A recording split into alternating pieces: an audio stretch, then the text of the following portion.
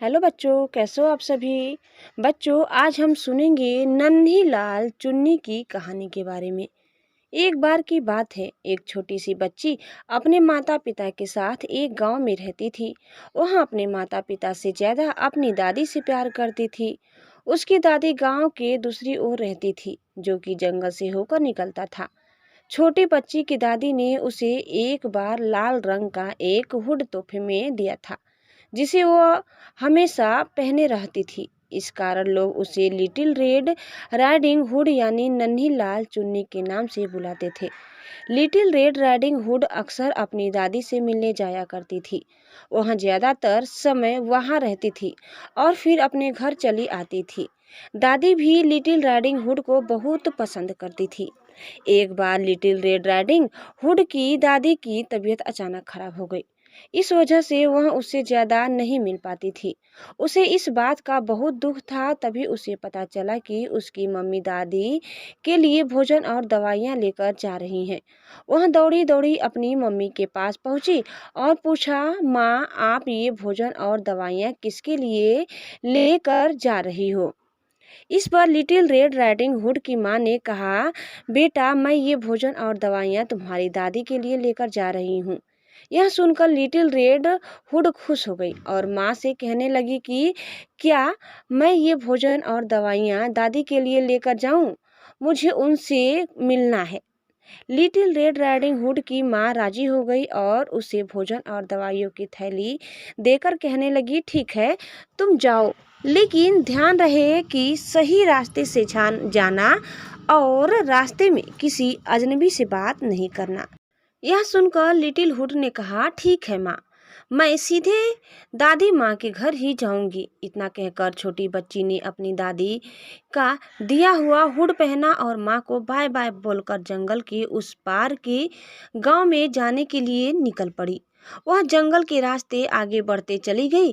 जंगल में कुछ दूर जाने के बाद ही उसके टोकरी से निकलने वाली खुशबू ने एक सो रहे भेड़ियों को जगा दिया। भेड़िए की नज़र उस छोटी बच्ची पर पड़ी। उसे देखकर वो मन ही मन बहुत खुश हुआ और सोचा, अरे वाह, एक नन्हा शिकार, लेकिन यह जा किस तरफ रही है। भेड़िया तुरंत लिटिल हुड के पास पहुंचा और कहा, कैसी हो प्यारी बच्ची, क्या तुम ये स्वादिष्ट खाना मुझे चखने के लिए दोगी।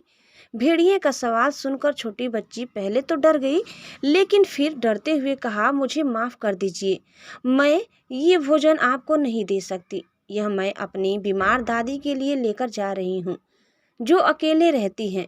इसके बाद लिटिल रेड राइडिंग हुड ने थोड़ा सोचा और अपनी थैली से एक सेब निकालकर भेड़िए को देते हुए कहा, आप ये खा लीजिए। भेड़िए ने लिटिल रेड राइडिंग हुड के साथ हाथ से सेब ले लिया और मन ही मन सोचने लगा, वाह, इसकी दादी भी अकेली रहती है, तो पहले इसकी दादी को ही निगलता हूँ और बाद में इसे, लेकिन तब तक इसे रोक कर रखना होगा। इसके बाद भेड़िए ने लिटिल रेड राइडिंग हुड से कहा, अरे सुनो, जरा रुको और मेरी बात तो सुनो। मुझे पता है कि तुम्हारी बीमार दादी माँ कैसे ठीक हो सकती हैं। यह सुनकर छोटी बच्ची खुश हो गई और भेड़िए से कहने लगी, सच में? पर कैसे? क्या आप मुझे बता सकती हैं कि वह जल्दी से कैसे ठीक होंगी। इस पर भेड़िए ने कहा, हाँ हाँ, मैं तुम्हें वो तरीका जरूर बताऊंगा। इसके लिए तुम्हें जंगल से कुछ स्ट्रॉबेरी तोड़नी होगी। इन स्ट्रॉबेरीज में जादुई शक्तियां हैं, जिसे खाते ही तुम्हारी दादी एकदम से ठीक हो जाएंगी। भेड़िए की बात सुनकर लिटिल हुड ने कहा, अरे वाह, आपका बहुत बहुत धन्यवाद, मैं अभी जाकर थोड़ी सी स्ट्रॉबेरी ले लेती हूँ। इतना कहकर लिटिल हुड स्ट्रॉबेरी तोड़ने चली गई।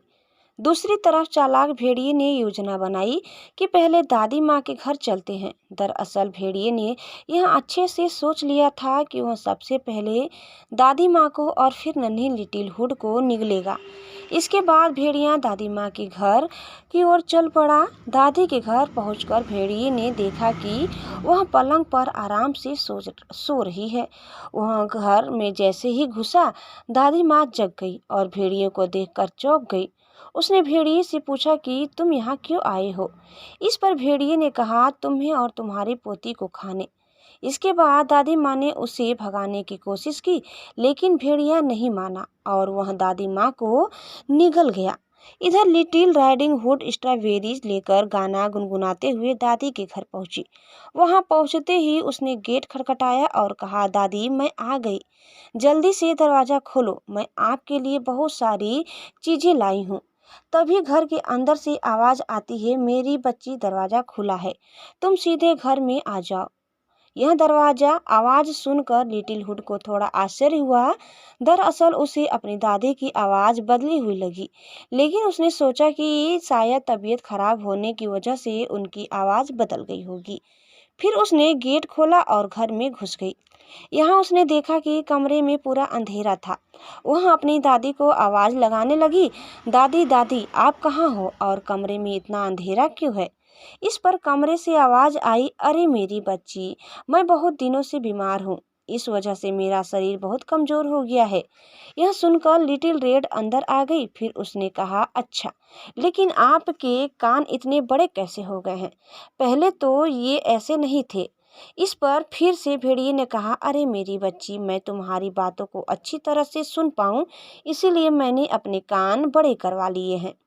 इसके बाद लिटिल रेड राइडिंग हुड ने फिर पूछा, तो दादी आपकी आंखें कैसे इतनी बड़ी हो गई। इस पर दादी ने कहा, बेटा वो इसलिए ताकि मुझे तुम्हें देखने में परेशानी न हो। इसके बाद फिर से लिटिल हुड ने पूछा, अच्छा, तो फिर ये हाथ है, ये इतने लंबे क्यों हो गए। इस पर दादी ने कहा, ये हाथ तुम्हें गले लगाने के लिए लंबे हुए हैं। फिर उसने पूछा, तो आपके दांत वो इतने लंबे कैसे हो गए। इस सवाल के जवाब पर भेड़िया उसके सामने आ गया और कहने लगा, ताकि मैं तुम्हें अपना शिकार बना सकूं। इतना कहते ही भेड़िया लिटिल राइडिंग हुड की तरफ कूद पड़ा और दादी की तरह उसे भी निगल गया। इसके बाद दुष्ट भेड़िया दादी की पलंग पर सो गया और जोर जोर से खर्राटा मारने लगा। तभी एक लकड़हारा दादी माँ के घर के पास से गुजर रहा था। वहाँ जहाँ उसे जोर जोर से खर्राटे की आवाज़ सुनाई दी, जिसे सुनकर वह रुक गया। उसने देखा कि खर्राटे की आवाज़ दादी माँ के घर से ही आ रही थी। वह घर के अंदर घुस गया। यहाँ उसने देखा कि दुष्ट भेड़िया दादी माँ के पलंग पर सोया हुआ था। वह समझ गया कि दादी माँ को भेड़िए ने निगल लिया है। लकड़हारे ने तुरंत दुष्ट भेड़ियों को सबक सिखाने की तरकीब सोची। वह कैंची ले आया और भेड़िया का पेट काट कर दादी माँ और लिटिल हुड को सुरक्षित बाहर निकाल लिया। इसके बाद लकड़हारे ने तुरंत दुष्ट भेड़िए के पेट में बड़ा सा पत्थर डाल दिया और दादी माँ ने उसका पेट सील दिया। भेड़िए के पेट से बाहर निकलते ही नन्ही लाल चुन्नी ने सबसे पहले अपनी दादी माँ से पूछा, दादी माँ आप ठीक तो है ना, उस भेड़िए ने आपको कुछ नुकसान तो नहीं पहुँचाया ना। इस पर दादी माँ ने कहा, नहीं मेरी बच्ची, मैं बिल्कुल ठीक हूँ, मुझे कुछ नहीं हुआ है। इसके बाद दादी माँ, नन्ही लिटिल हुड और लकड़हारा तीनों घर के दरवाजे के पीछे छिपकर दुष्ट भेड़िए के नींद से जागने का इंतजार करने लगे। कुछ देर बाद भेड़िया नींद से जगा तो उसे महसूस हुआ कि उसका पेट काफी भारी है। उसने सोचा कि शायद उसने दादी माँ और लिटिल हुड को निगल लिया है, इसका कारण उसके पेट भारी हो गया है। इसके बाद वह नदी किनारे पानी पीने के लिए निकल गया। जैसे ही भेड़िया पानी पीने के लिए नदी किनारे झुका, वह नदी में ही जा गिरा। इसके बाद दादी माँ, लिटिल हुड और लकड़हारा बहुत खुश हुए और वापस अपने घर की ओर चल पड़े। घर पहुंचकर लिटिल हुड ने अपनी दादी माँ से वादा किया कि वह आगे से कभी भी किसी अजनबी से बात नहीं करेगी और साथ ही उसने अपनी दादी माँ की जान बचाने के लिए लकड़हारे को शुक्रिया कहा। फिर तीनों ने एक साथ हंसी खुशी पूरा दिन बिताया और मज़े से बैठकर चॉकलेट केक खाया।